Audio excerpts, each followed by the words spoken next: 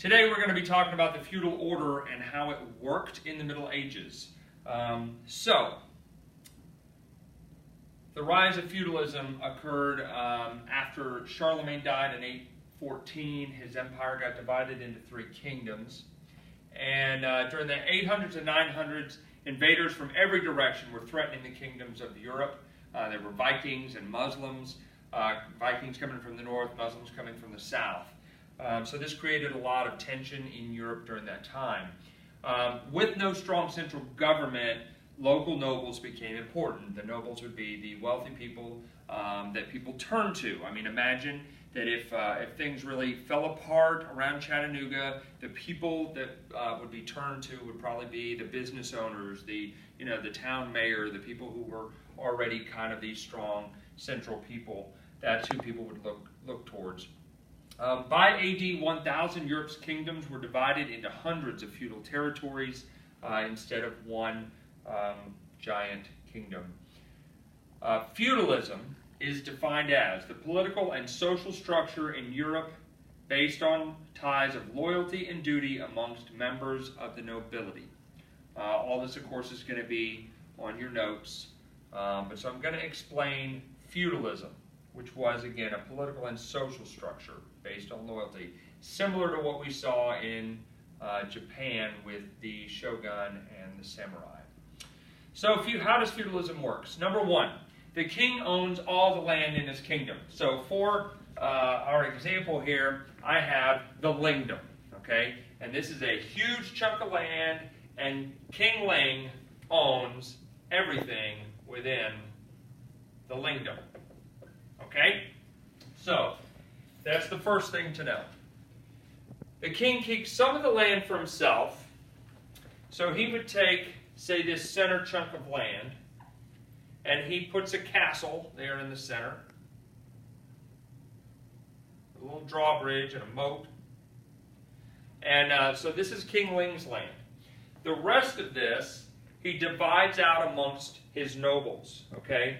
So he might take this chunk of land, let's say he just divides it up 4 ways, and to this land he gives to Lord Webb, and to this land he gives to Lord Poss, and to this land he gives to Lord Raper, and this land he gives to Lord Bergren.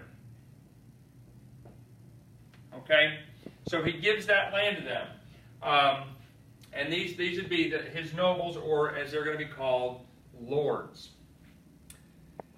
Now you say, why is he going to give this land to them, and what does he get in return? And actually, it's kind of funny because I drew the king's land very small. He actually would have probably the biggest chunk of land there. Okay, so let's actually King Ling needs more land. Okay, there we go. King Ling lives here. And he divides that up. All right. So, the nobles who get this land from the king swear loyalty to the king. And they give money to the king, and they provide knights to the king in return for the land. So they're giving their loyalty to him, they're giving their money to him, and their military support. The land given to the noble was called a fief. The center of the fief is where you had your castle. And for sake of things, as you start with the king at the top, and then you go down to the lords, and then you're going to go down from there. But anybody down is called a vassal. Okay? So a lord is the king's vassal. And actually, as you go up the ladder, they're called a lord. So as we'll get to down here, we're going to get to this in a minute, but so under lords you had knights, and so a knight is a lord's vassal. But then under the knights you get lower than that, but as you go up the ladder, they would call each other lords up until the king, in which you'd get to like your majesty. Okay? Nobles divided the land then between their lower nobles or knights, okay? So you got Lord Webb here, And he divides his land up, and I'm making this, there'd be more than 4 lords. But again, we're making this kind of easy for us to figure out. So again, actually, Lord Webb, he'd probably do his right in the center. So he'd have Lord Webb's land. But then he divides it up amongst other people. So over here, like you'd have knights, get called Sir. So you have Sir Galahad, and over here you have Sir Billy,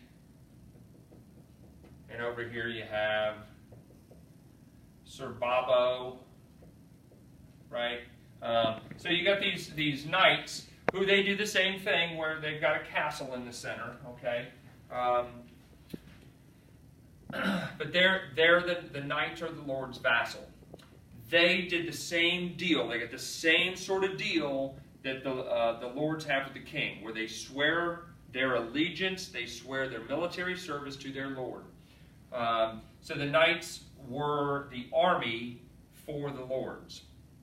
The knights also had a sort of their deal with the people who lived on their land was that they protected the peasants and serfs. So the reason that everybody sort of went along with this, why the common person was going along with it, is that they didn't want to be raided by Vikings or the Muslim armies coming up from the south. So they gave, they went along with it because the knights were the protectors of their land. They operated as not just as the army that protected, but also as sheriffs, sort of, or the police as well.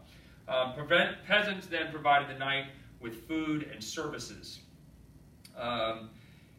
And as the peasants that lived on Sir Billy's land, they pass the food to Sir Billy, and Sir Billy passes some food up to Lord Webb, and Lord Webb passes some food up to King Ling. Okay? All right. Some notes about this. One, I said that this was all built on bonds of loyalty. None of this works without loyalty. Everybody has to be loyal to everybody. Lords could give or take land as they saw fit. Okay? So let's say that Sir Babo over here isn't being loyal. Lord Webb has the ability to strip that land of him. Or even, say, Lord Raper isn't loyal to King Ling, and he takes away the land and he could insert someone else. Maybe the son of Lord Poss, who's been rising up the ranks. So you could strip away somebody's land and give it to someone else. Because ultimately the king owns everything, but then he does divide up the land for these other lords to do with it as they saw fit. While nobles or knights were away, which was actually quite often, we think, today people go out into the army and maybe you even fly all the way across the planet to go to Iraq or Afghanistan. It takes a day to fly there on a plane. You go for a 1-year deployment or maybe a 6-month deployment. But these knights, when they went off on a campaign, they might be gone literally for years, not a couple of months, but years. And their wives would have controlled the manor. So in this case, if Lord Burgren were away on a campaign, Lady Burgren would be in charge of the manor. Which will come back as to what women did. The manor usually consisted of the castle, the surrounding fields. There was a peasant village where the peasants who worked the land where they lived. I do want to make a note on here because this is one of the things that will probably come up in a question if we weren't doing this via video. But so what if Sir Billy gets killed in battle? Okay, that's where people say, well, so does it go to Sir Billy's son? The answer to that is maybe, but probably not. It's whoever Lord Webb wants to give it to. The land, remember, didn't belong to Lord Billy. Or Sir Billy, it belongs to Lord Webb, and again, ultimately to King Ling. So, Sir Billy gets killed in combat. Lord Webb says, hey, Sir Galahad has a son who's been fighting. He just got knighted. He gets the land. Okay? So, that's one of the things that can happen there. Peasants. Peasants had actually no real rights, could not own property. Now, they weren't slaves in the typical sense, but they did not have the rights of a normal person, so they couldn't own land, property. They were tied to the land, so that even if the Lord changed, the peasants stayed, okay? So let's say, again, that Sir Billy, it dies, and, little peasant Jim, right there, that's peasant Jim. Remember, he might not have had a real last name. He probably went by the name of whatever he did. So if he was like a Thatcher, he'd be called like Jim Thatcher. We should have learned that in a video here a week or two ago. But so let's say that peasant Jim wanted to move over to Sir Galahad because there was better work over there. Maybe it was better. Maybe there was a girl he liked over there. Okay, he can't. He's tied to the land. As we should have learned by now in this class, is that land is money, but the only thing that makes it worthwhile is if you have peasants on the land to work it. You can put Sir Billy there with hundreds of acres of land that are beautiful, but if it's just Sir Billy, he's got nothing. Okay, he's got a bunch of dirt. Peasants grow food, so the only rate that this is worth it, anything, is the peasants. So peasants were totally tied to the land. They could not move from place to place. They had to get their lord's permission to marry. So, for instance, peasant Jim here really likes peasant Sarah, and he's like, "Hey, Sarah, you want to get married?" And she really likes peasant Jim, but so she goes. They have to get permission from their lord, which may or may not happen. There may have been other plans. They were not slaves. I mentioned that earlier. They weren't slaves, so they couldn't be sold. And their lords were supposed to protect them.